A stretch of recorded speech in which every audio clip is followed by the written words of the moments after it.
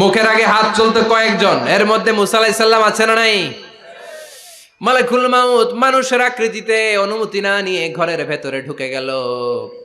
ঢুকে বলে, আনা মালাকুল মাউত, আমি মৃত্যুর ফেরেশতা। তো কি চাও? জিতু আন আকবাদা রূহাক, আপনার রূহ কবজ করতে আসছি। কিন্তু মুসা আলাইহিস সালাম দেখতেছেন দিব্য একজন মানুষ, কি দেখে? আবার সালাম দেয় নাই, অনুমতি নিয়েও ঢুকে নাই। অমিয়া, অনুমতি নিয়ে ঘরে ঢোকার দরকার আছে না নাই? মুসা আলাইহিস সালামের মেজাজ বড় গরম। উনি বললেন, কি করবি? কয়, আপনারে মারবো। কয়, এদিকে আয়।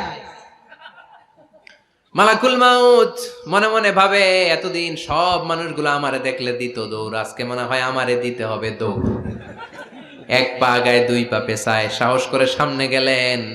আবার মুসা আলাইহিস সালাম দিলেন এরকম থাপ্পড়।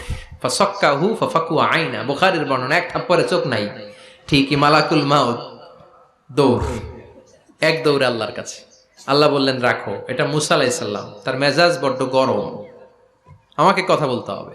আল্লাহ বললেন, মুসা, বুখারীর বর্ণনা, গরুর পিঠের উপর হাত রেখে দাও। রাখা হলো।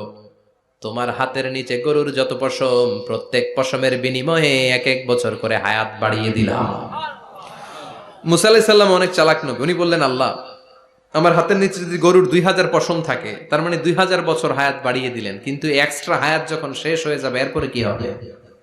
আগে ওইটা বলেন। আল্লাহ বললেন, সুম্মাল মাউত, তারপরে তো মুসা মরতেই হবে, আসতেই হবে। সাইয়েদনা মুসা আলাইহিস সালাম বললেন, ফাল আনা, তাহলে আর দেরির দরকার নাই, এখনই আমি আপনার কাছে চলে যেতে চাই।